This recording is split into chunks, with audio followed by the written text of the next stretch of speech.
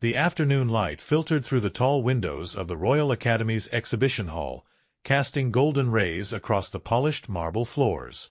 Lady Rose Pemberton moved through the gallery with practiced grace, her emerald silk gown rustling softly as she paused before each painting.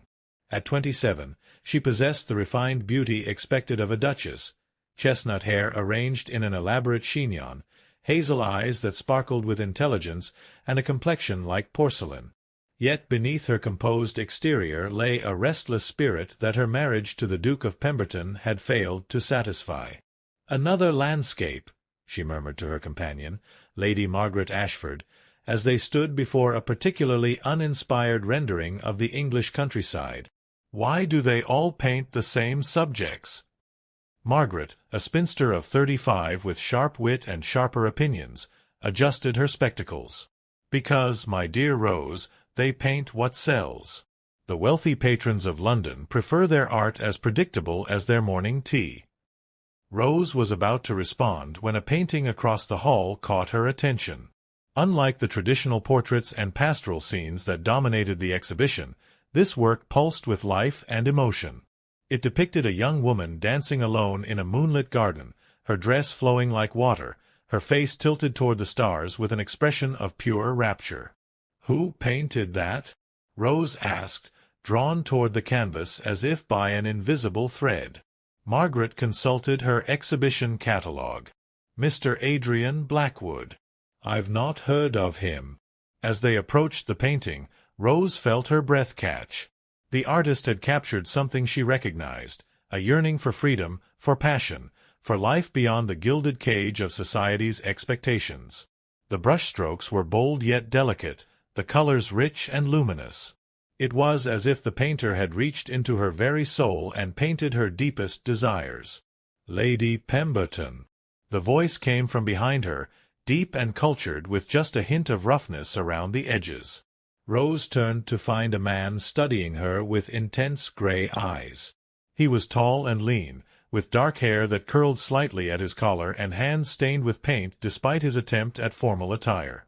His features were striking rather than classically handsome: a strong jaw, high cheekbones, and those remarkable eyes that seemed to see everything. "I am Adrian Blackwood," he continued, offering a slight bow. "I couldn't help but notice your connection to my work." Rose felt heat rise in her cheeks. Had her reaction been so transparent? "Mr. Blackwood, your painting is quite extraordinary." "You honor me, your ladyship." His gaze remained fixed on her face, as if he were memorizing every detail. "Though I confess I painted what I longed to see, a woman free from the constraints of propriety, dancing with abandon beneath the stars." The words sent a shiver through Rose. It was as if he had divined her secret thoughts, the dreams she harbored of escape from her suffocating existence. "You have a remarkable imagination, Mr. Blackwood." "Do I?" His eyes challenged her, and she saw a spark of something dangerous there. "Or perhaps I simply painted what already exists, waiting to be revealed?"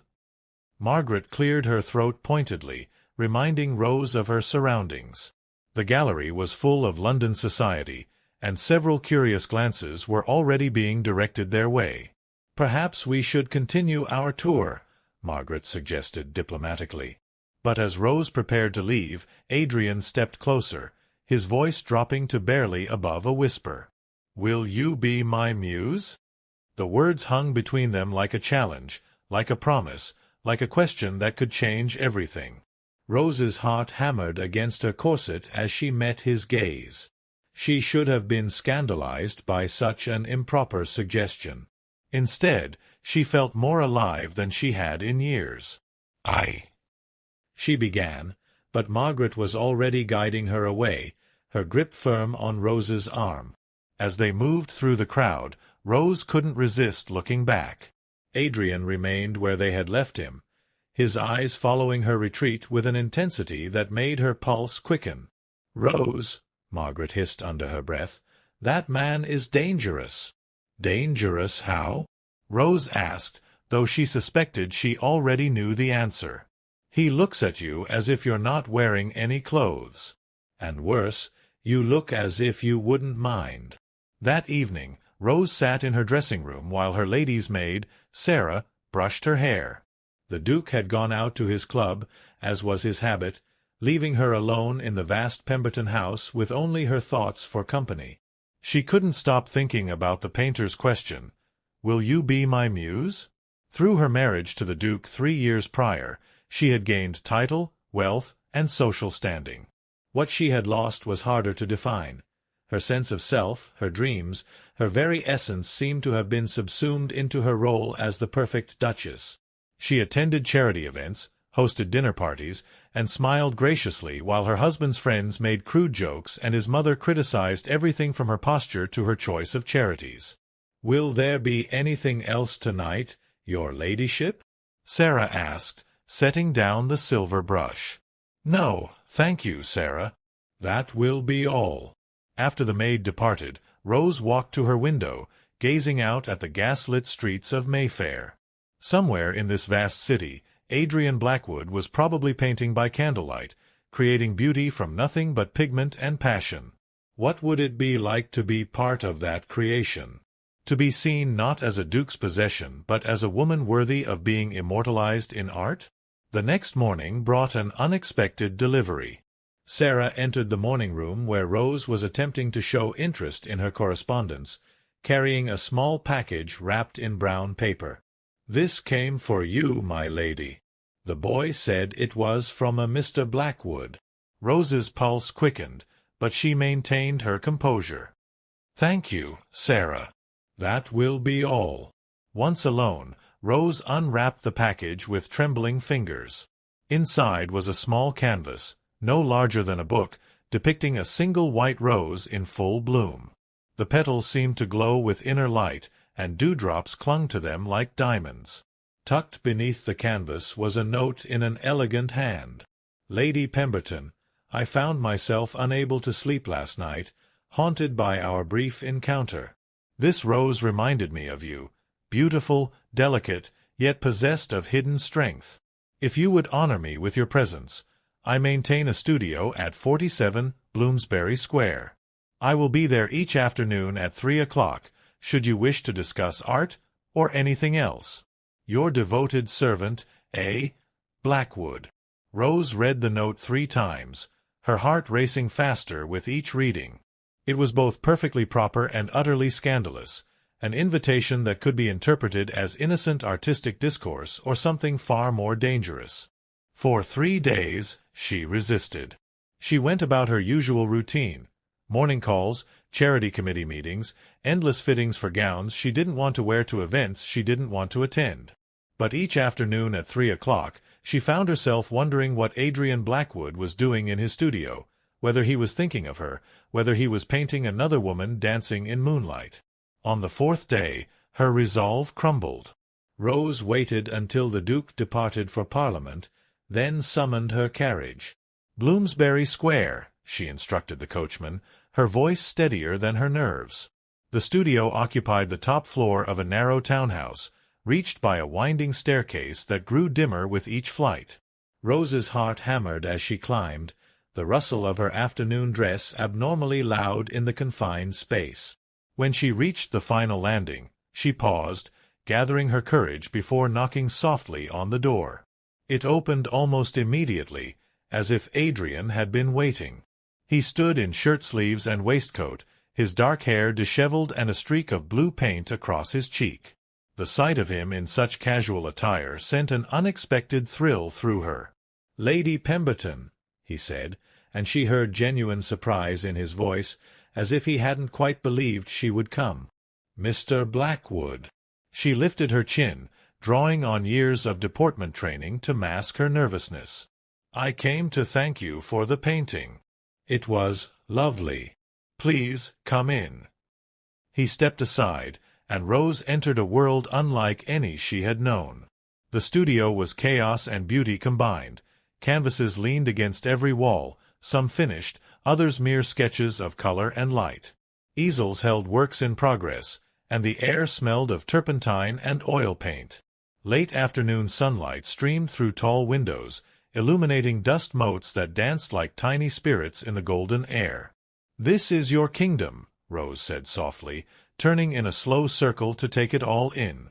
"My sanctuary," Adrian corrected, closing the door behind her. "The only place where I can create without judgment or compromise." Rose moved toward a canvas that showed a street scene, flower sellers and chimney sweeps, their faces full of character and life. "You paint the world as you see it." "I paint truth," he said, coming to stand beside her. "Beauty exists in the most unexpected places, if one knows how to look." She turned to find him watching her with that same intense gaze from the gallery. "Is that what you see when you look at me?" "Truth. I see a woman trapped behind a mask of propriety," he said quietly. "I see passion restrained, dreams deferred, life unlived. I see someone longing to dance beneath the stars." The words were too close to her own thoughts, too dangerous in their accuracy. "You presume a great deal, Mr. Blackwood." "Adrian," he said. "And yes, I do presume. It's the artist's curse. We see what others hide." Rose moved away from him, studying another painting to give herself time to compose her thoughts. This one showed a woman reading by candlelight, her face illuminated with wonder as if the words on the page were revealing the secrets of the universe. "Why did you ask me to be your muse?" she asked without turning around. "Because you intrigue me," Adrian said simply. "Because when I saw you looking at my painting, I recognized something in your eyes, the same yearning I put into that dancer's face. You understand what it means to long for freedom." Rose closed her eyes, fighting against the truth of his words. "I am a duchess, Mr. Blackwood. I have everything a woman could want." "Do you?" The question hung in the air between them, and Rose found she couldn't answer. How could she explain that she had wealth but no joy, status but no satisfaction, a husband but no love?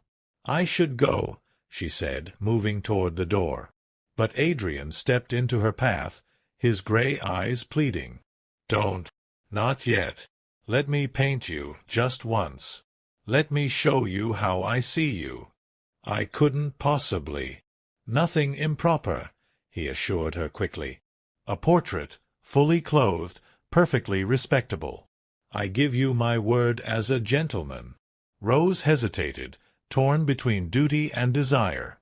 The respectable thing would be to leave immediately, never to return, to pretend this encounter had never happened. But when had respectability ever brought her happiness? "Just a portrait?" she asked. "Just a portrait," he confirmed, though something in his eyes suggested they both knew it would be far more than that. "Against all wisdom," Rose nodded. Adrian set up a chair near the window where the light was best, positioning Rose so that the afternoon sun caught the auburn highlights in her dark hair. As he prepared his palette, mixing colors with the focused intensity of an alchemist, Rose found herself studying his profile. There was something beautiful in his concentration, in the way his entire being seemed focused on the act of creation. "Tell me about your husband," Adrian said as he began to sketch, his charcoal moving across the canvas in confident strokes. The request caught Rose off guard. "That seems an odd subject for conversation." "I need to understand you to paint you properly," he explained, not looking up from his work. "And marriage shapes us, whether we wish it or not." Rose considered her words carefully. "The Duke is adequate. He provides well for me, maintains his obligations to our family's alliance." "Alliance?" Adrian's hand paused. "Is that what marriage is to you?" "It's what marriage is in my world," Rose replied. "Love is a luxury the nobility can rarely afford." "And yet you married him." "I had little choice. My father's debts were considerable, and the Duke's offer was generous." The words tasted bitter in her mouth. She had never spoken so frankly about her circumstances to anyone. Adrian resumed sketching, his strokes more aggressive now. "So you sold yourself to pay another man's gambling debts." "That's a harsh way to put it." But accurate? Rose was quiet for a long moment. Yes, she admitted finally, though I told myself I was saving my family from ruin. And what did you sacrifice for their salvation?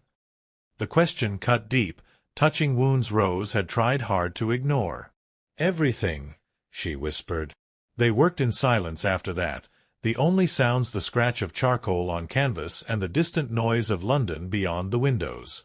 Rose found herself relaxing despite the impropriety of the situation. There was something soothing about being looked at, really looked at, not as an ornament or a social asset, but as a person worthy of artistic attention. "May I see?" she asked when Adrian finally set down his charcoal. He hesitated, then turned the canvas toward her. Rose gasped. The woman in the sketch was unmistakably her, but it was Rose as she had never seen herself. Beautiful, yes, but more than that.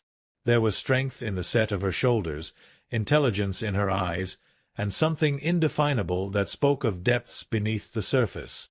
"Is that how you see me?" she asked softly. "That's how you are," Adrian replied. "The question is whether you can see it yourself." Rose stared at the portrait, feeling something shift inside her chest. For so long, she had seen herself through others' eyes. Her father's disappointment, her husband's indifference, society's expectations. But here was a different vision, one that suggested she might be more than the sum of her obligations. "I should go," she said again, but with less conviction than before. "Will you come back?" Adrian asked, and she heard hope in his voice. Rose met his eyes, seeing her own longing reflected there. "I shouldn't. But will you?" It was madness. It was dangerous. It was the most foolish thing she could possibly do. "Yes," she said.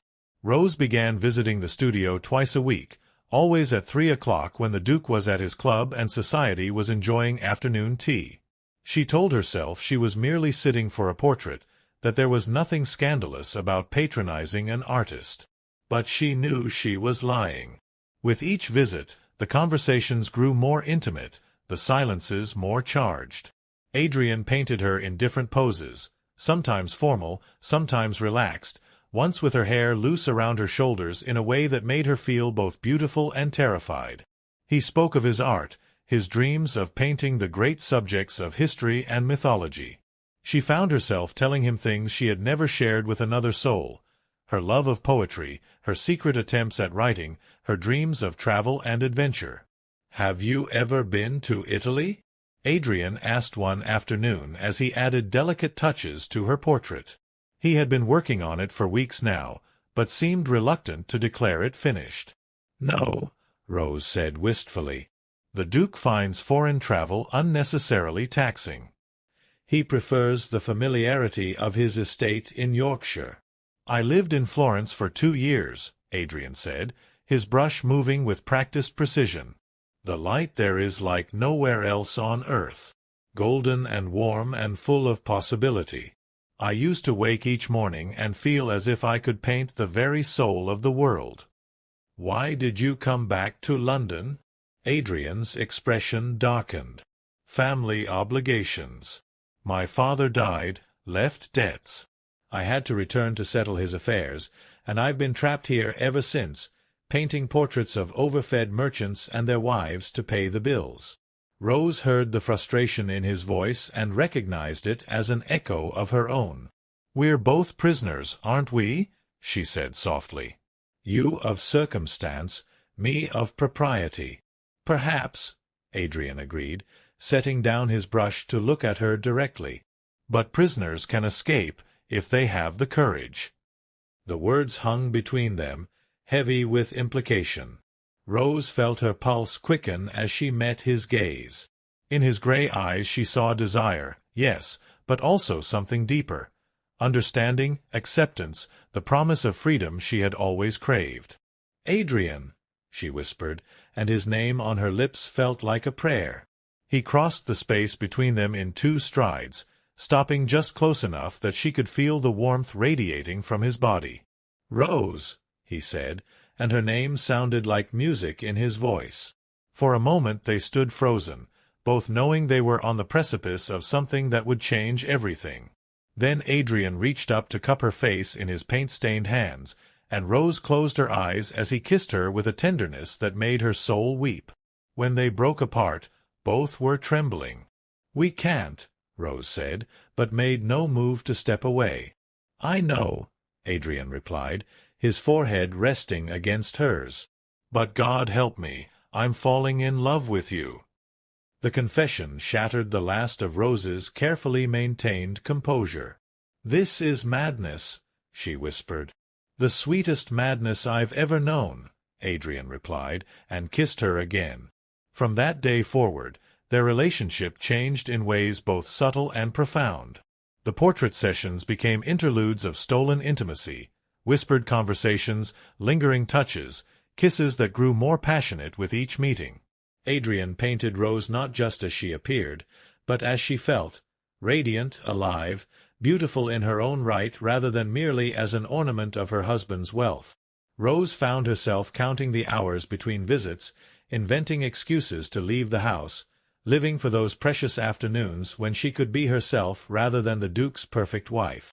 She began taking greater care with her appearance, choosing colors that complemented her complexion, wearing her hair in styles that Adrian admired.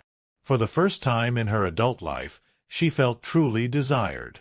But their secret could not remain hidden forever.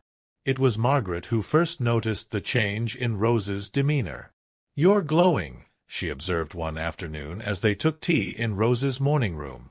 "Like a woman with a delicious secret." Rose felt heat rise in her cheeks. "Don't be ridiculous, Margaret. I'm exactly the same as always." "No, you're not." Margaret's sharp eyes missed nothing. "You're happier, more alive.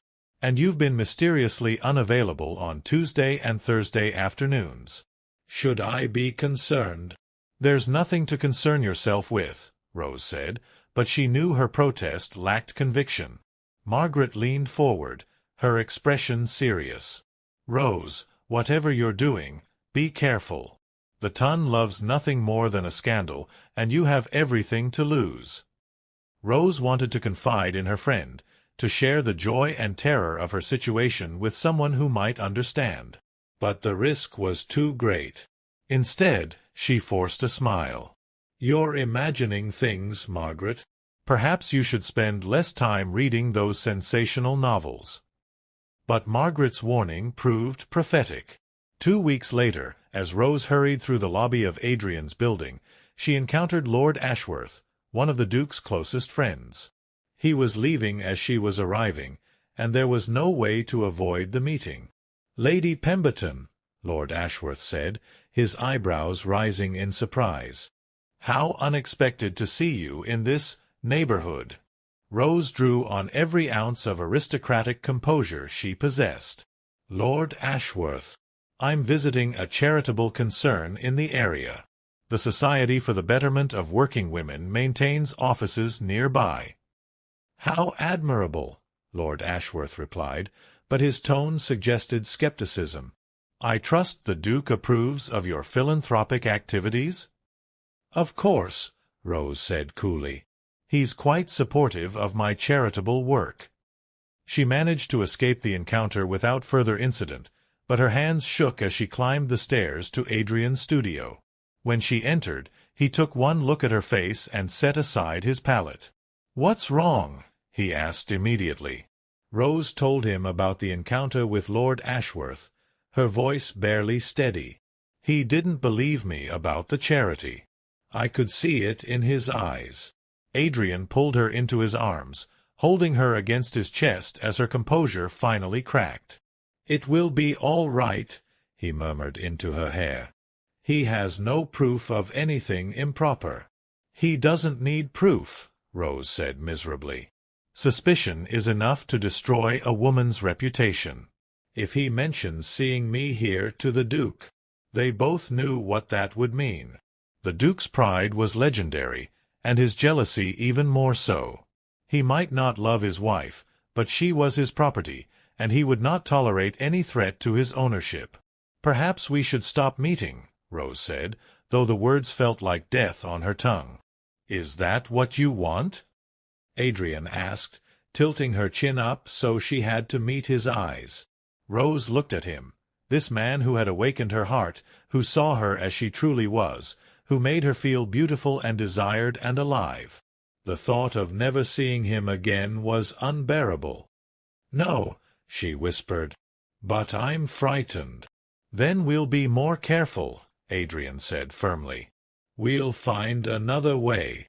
The solution came in the form of Mrs. Whitmore, the widow who lived in the flat below Adrian's studio.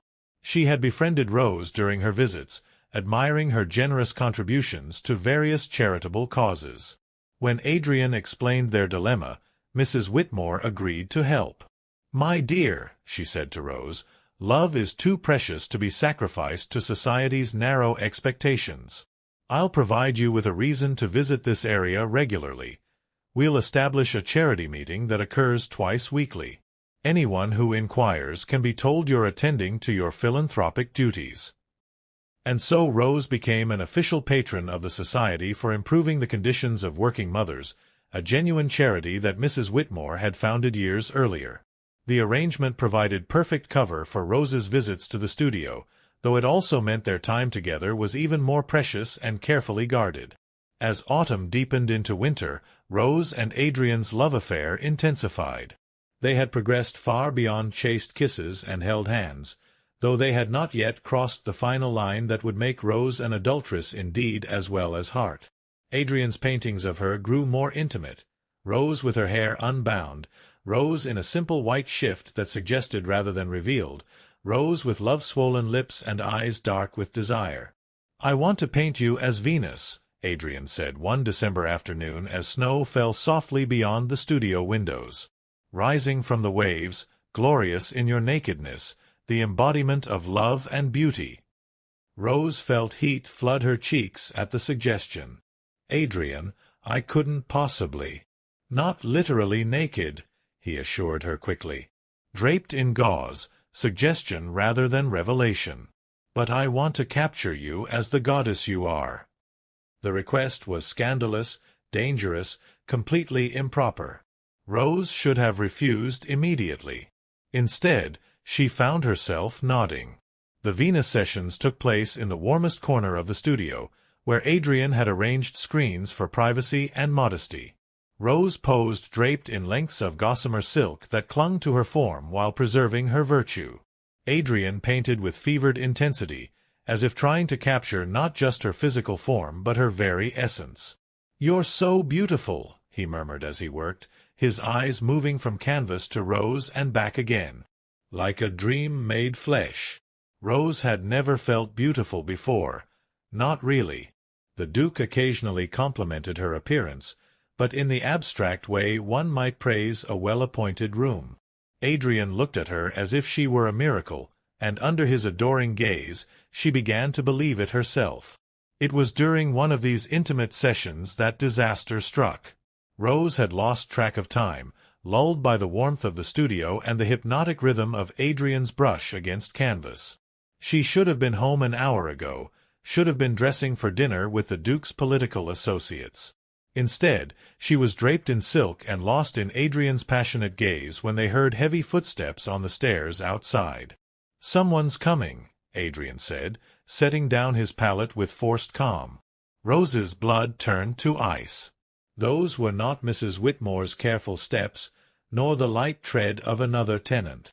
These footsteps belonged to a man, and they were coming directly toward Adrian's door. "Hide," Adrian whispered urgently, but there was nowhere to go, no time to dress properly, no escape from the disaster bearing down upon them. The knock, when it came, was sharp and authoritative. Rose wrapped the silk more tightly around herself and pressed against the wall behind the canvas, praying she was hidden from view. "Open this door, Blackwood." The voice was cold, imperious, and sickeningly familiar. The Duke of Pemberton had found them. Adrian looked at Rose, his face pale but determined. "Stay hidden," he mouthed, then walked to the door. "Your Grace," Adrian said as he opened it, his voice admirably steady. "To what do I owe this unexpected pleasure? Don't play innocent with me, you fortune-hunting snake." The Duke pushed past Adrian into the studio, his cold blue eyes scanning the room like a predator searching for prey. "Where is my wife?" Rose pressed herself further into the shadows, her heart hammering so loudly she was certain he would hear it. The Duke was an imposing man, tall, broad-shouldered, with silver-streaked hair and the arrogant bearing of someone accustomed to absolute obedience. At 52, he was still handsome in a harsh way, but Rose had long since learned that his beauty concealed a cruel and possessive nature. "I'm afraid I don't understand," Adrian replied calmly. "I'm working alone this afternoon." The Duke's laugh was without humor. "Lord Ashworth saw her entering this building weeks ago. My man has been watching ever since. He followed her here today and saw her enter. She never left." Rose's blood froze. She had been so careful, or so she had thought. The charity meetings, the varied arrival times, the discreet donations to Mrs. Whitmore's causes, all of it worthless in the face of professional surveillance. "You're welcome to search," Adrian said, gesturing around the studio. "As you can see, I'm quite alone." But the Duke was already moving, his predatory gaze sweeping over the canvases that lined the walls. Rose held her breath as his eyes passed over the portrait Adrian had been painting, her own face staring back at her from the canvas with unmistakable intimacy. "Well, well," the Duke said softly, and Rose knew they were lost. "What have we here?" He approached the easel where the Venus painting stood, barely dry from Adrian's fevered work. Even draped in gauze, Rose's form was unmistakable to the man who had shared her bed, however coldly, for 3 years. "She's here," the Duke said with deadly certainty. "My faithless wife is hiding somewhere in this room, and you're going to produce her immediately." "Your Grace, I assure you," Adrian began, but the Duke cut him off with a vicious backhand that sent the younger man staggering. "Don't lie to me, you worthless parasite." "Rose!" he bellowed, his voice echoing off the studio walls. "Show yourself this instant, or I'll have this upstart arrested for kidnapping." Rose closed her eyes, knowing she had no choice. If she remained hidden, the Duke would make good on his threat, and Adrian would suffer for her cowardice. Drawing the silk around herself as best she could, she stepped out from behind the canvas. The Duke's face went through a series of expressions: triumph, fury, and something that might have been pain. When he spoke, his voice was deadly quiet.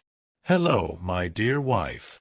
How charming you look in your artistic costume."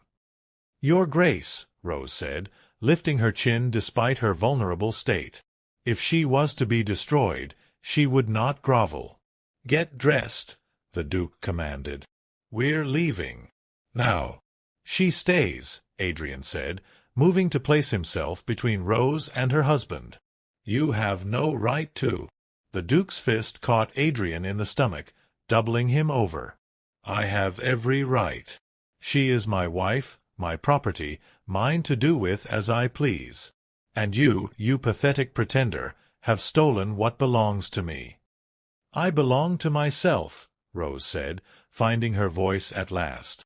"And I choose to stay." The Duke's smile was winter-cold. "Do you? How delightfully naive. Allow me to clarify your options, my dear. You will dress immediately and accompany me home, where we will discuss the terms of your continued existence as my Duchess.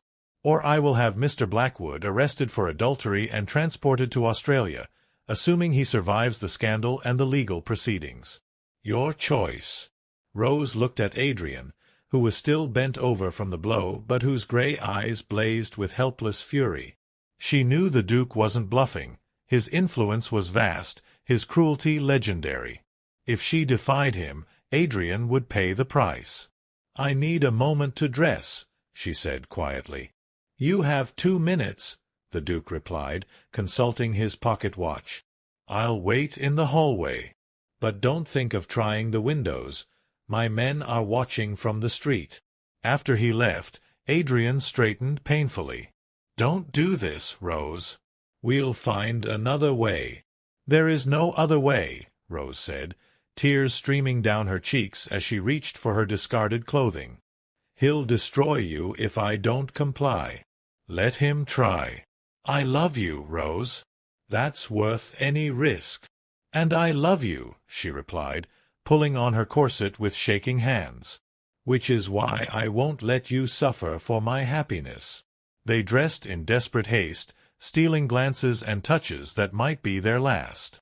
When Rose was finally presentable, Adrian pulled her into his arms for one final kiss. "This isn't over," he whispered against her lips. "I'll find a way to come for you." "Don't," Rose pleaded. "He'll kill you if you try." "Then I'll die trying," Adrian replied, and Rose saw in his eyes that he meant it. The Duke's revenge was swift and thorough. Rose found herself a prisoner in her own home, confined to her rooms while he decided her fate. Her personal belongings were searched, her correspondence confiscated, her movements restricted to the point where even meals were brought to her on trays. The Duke himself visited once each day, always impeccably dressed and coldly polite, to discuss what he termed the terms of your rehabilitation. "You have brought shame upon my name and dishonor to my house," he informed her during one of these visits. "However, I am prepared to be magnanimous. You will publicly renounce your association with this painter. You will resume your duties as my Duchess with appropriate contrition. And you will provide me with an heir within the year, to ensure the succession and demonstrate your renewed commitment to our marriage."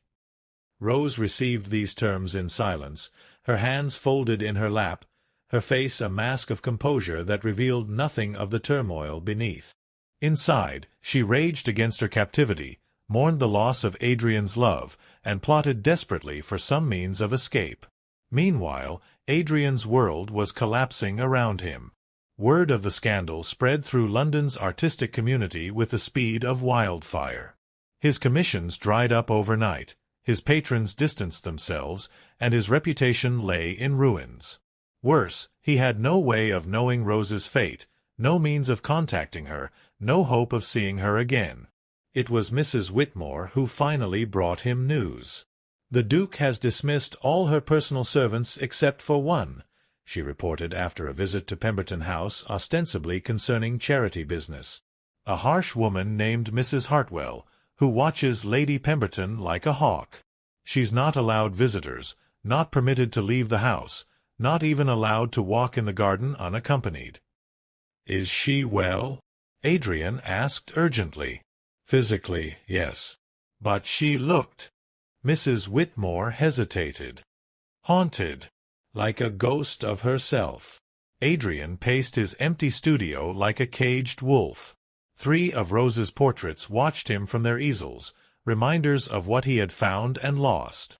The Duke had been true to his word about destroying Adrian's career, but he had stopped short of legal action, perhaps recognizing that a public trial would only increase the scandal surrounding his wife.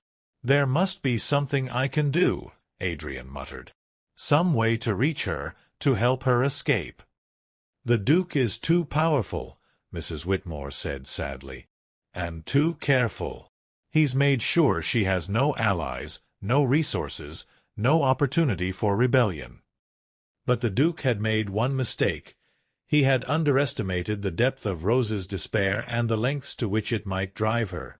Winter deepened into its harshest months, and Rose's captivity continued.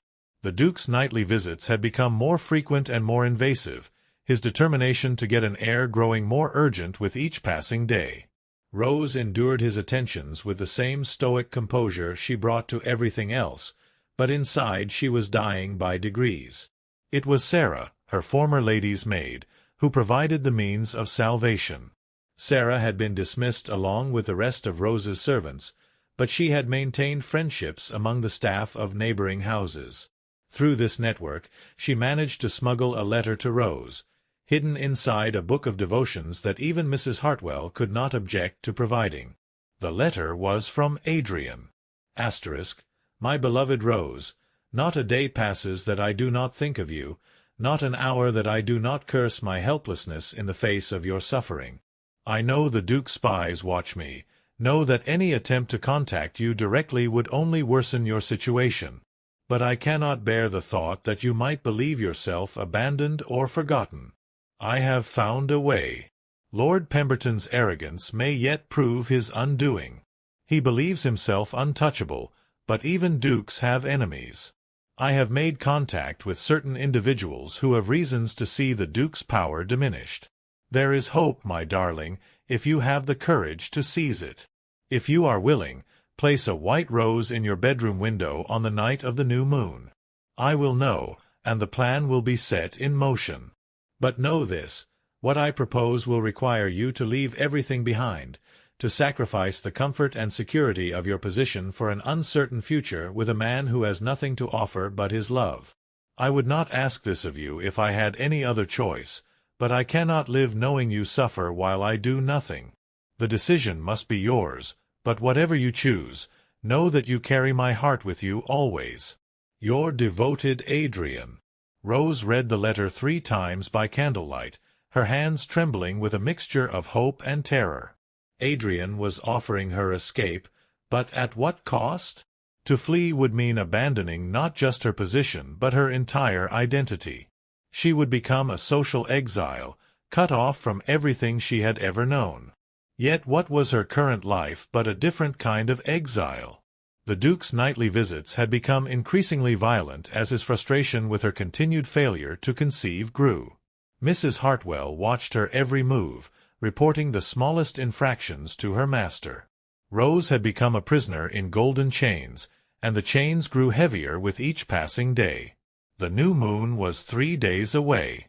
Rose spent those days in careful observation, noting the patterns of the household, the routines of the servants, the habits of her keeper. Mrs. Hartwell retired early, confident in the locks on Rose's door and the guards posted outside. The Duke had grown careless in his certainty of her subjugation, no longer bothering to search her room or monitor her activities with quite the same vigilance he had shown in the beginning. On the appointed night, Rose waited until the house fell silent before retrieving a white rose from the arrangement in her sitting-room. Her hands shook as she placed it in the window, a beacon of hope in the darkness. Then she sat back to wait, not knowing what would come, but certain that anything was better than the slow death of her current existence. The rescue came at dawn, in the form of a young scullery maid who entered Rose's room with the breakfast tray. But instead of the usual sullen girl, this was Sarah in disguise, her face barely recognizable beneath a cap pulled low and soot deliberately smeared on her cheeks. "My lady," Sarah whispered urgently, "we must hurry. The plan is in motion, but we have little time." Rose's heart leaped. Adrian, waiting with a carriage 2 streets away. "But first, you must make a choice. There are clothes here." Sarah indicated a bundle hidden beneath the breakfast linens, servant's garb that will help you pass unnoticed. But once you put them on, Lady Rose Pemberton ceases to exist. You will be just another woman fleeing London with her lover, with no claim to title or fortune. Rose looked around her sumptuous prison one last time, at the silk hangings, the mahogany furniture, the portraits of Pemberton ancestors who had never known a moment's doubt about their place in the world. Then she began to undress. The servants' clothes were rough wool and coarse cotton, scratchy against skin accustomed to silk and satin. But they represented something Rose had almost forgotten existed, freedom of choice. As she braided her hair into a simple plait and covered it with a plain bonnet, she felt years of conditioning fall away like discarded garments. "The Duke?" she asked as they prepared to leave. "Gone to his estate in Yorkshire for a week of shooting," Sarah replied. "Mrs. Hartwell believes you're still asleep. I gave her a story about your monthly indisposition keeping you abed. We should have several hours before the alarm is raised." They made their way through the servants' passages Rose had never known existed, emerging through a basement entrance into the grey London morning. Rose's heart hammered as they walked through streets where she had once rode in her carriage, now invisible among the working people beginning their daily labors. Adrian was waiting where Sarah had promised, pacing beside a hired coach with the nervous energy of a man whose entire future hung in the balance. When he saw Rose approaching, his face transformed with joy and relief. "You came," he said, as if he had hardly dared to believe it. "I came," Rose confirmed, and walked into his arms. Their reunion was brief but intense, a moment of perfect happiness before the practicalities of flight intruded. Adrian helped Rose into the carriage, then turned to Sarah with a purse heavy with coins. "This should be enough to get you safely away from London," he said. "The Duke's rage will be terrible when he discovers what's happened." Sarah accepted the payment with dignity. "It was worth it, sir, to see my lady free at last. Godspeed to you both." As the carriage rolled through the awakening city toward Dover and the Channel crossing beyond, Rose felt something she had almost forgotten: hope. The road ahead was uncertain, the future unclear, but for the first time in years, it belonged to her. "Where will we go?" she asked, settling against Adrian's shoulder as London fell away behind them. "Italy first," Adrian replied, his arm tightening around her. "Florence, where the light is golden and no one will know or care who you used to be. I still have friends there, contacts in the artistic community who will help us establish ourselves. And then? Then we'll see what the world has to offer two people who have chosen love over security, passion over propriety." Adrian turned her face up to meet his gaze. "I won't lie to you, Rose. It won't be easy. We'll have to work for our bread, live simply, accept that there's no going back to the world we knew." Rose considered his words, weighing the comfortable prison she was leaving against the uncertain freedom she was embracing. "Will you still paint me?" Adrian's smile was radiant. "Every day, if you'll let me. I want to capture every expression, every mood, every moment of the life we're going to build together." "Then I have everything I need," Rose said, and meant it. The Duke's discovery of his wife's flight created a sensation that rocked London society for months. Rewards were offered, investigators hired, and every effort made to track down the fugitive Duchess and her artist lover. But Adrian had planned well. Their trail went cold at Dover, and despite extensive searches throughout Europe, no trace of them was ever found. Some said they had perished in a Channel crossing gone wrong. Others whispered that they had been seen in Paris, Rome, or Vienna, living as bohemian artists under assumed names. The Duke himself never remarried, nursing his wounded pride and bitter anger until his death 20 years later, when the title passed to a distant cousin who had never known Rose at all. But those closest to the situation suspected a different truth. Mrs. Whitmore occasionally received postcards from Florence with no signature but bearing reproductions of paintings that seemed familiar: a woman dancing in moonlight, a figure that might have been Venus rising from the waves, portraits of a face that grew more beautiful with each passing year. Margaret Ashford, now the wife of a country vicar, kept these cards in a private album and smiled when she looked at them, knowing that somewhere in the world her dearest friend had found the happiness that had always eluded her in London. The truth was simpler and more beautiful than any of the rumors suggested. Rose and Adrian lived quietly in a villa outside Florence, where Adrian painted and taught art to wealthy English tourists while Rose discovered talents she had never known she possessed. She proved to have a gift for languages and literature, eventually publishing travel sketches under a pseudonym that brought in modest but steady income. They never legally married. The Duke had refused to grant a divorce, and bigamy was a risk they dared not take, but their commitment to each other ran deeper than any ceremony could have sanctified. On quiet evenings, they would sit together in their garden overlooking the Tuscan hills, Adrian sketching by lamplight while Rose wrote in the journal she had kept since their escape. Sometimes she would read aloud from her work, descriptions of Roman ruins, Venetian canals, or the play of light on olive trees that made Adrian pause in his drawing to listen more intently. "Do you ever regret it?" Adrian asked one night as autumn painted the leaves gold around their villa. They had been together for 5 years, long enough for the sharp edges of their scandal to fade into mere gossip, long enough to build a life that belonged entirely to them. Rose looked up from her writing, considering the question seriously. In her former life, She would have been 32 now, perhaps the mother of the heir the Duke had demanded, certainly still trapped in the gilded cage of aristocratic respectability. Instead, she was a woman who rose when she chose, loved whom she pleased, and spent her days creating beauty instead of merely displaying it. "Never," she said simply. "Not for a single moment." Adrian set aside his sketchbook and pulled her close, marveling as he did every day at the woman she had become. The timid, repressed Duchess had bloomed into someone confident and passionate, her beauty no longer carefully cultivated for others' appreciation but natural and unforced. Her hair was often tousled from the morning breeze, her hands stained with ink from her writing, her laughter quick and genuine in a way it had never been when she was Lady Pemberton.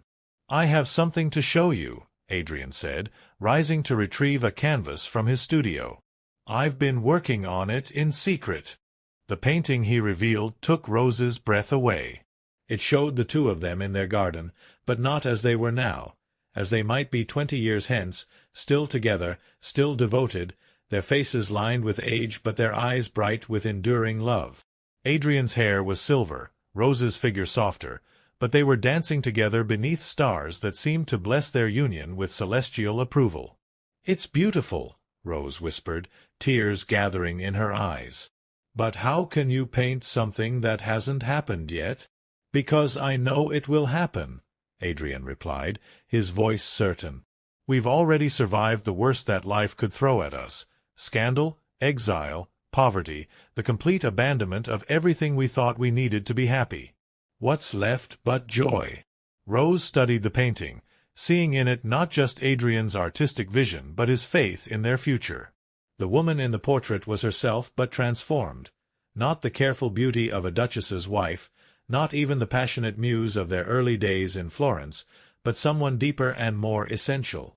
This was Rose as she was always meant to be, free, beloved, complete in herself and in her choice to love and be loved in return.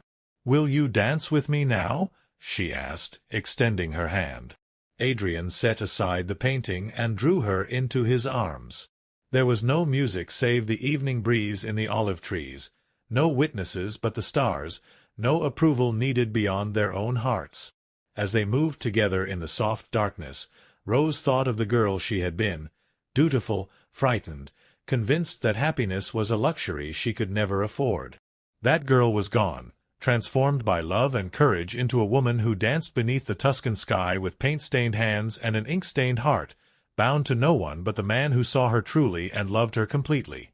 In losing everything the world said mattered, she had found the only thing that actually did. "Will you be my muse forever?"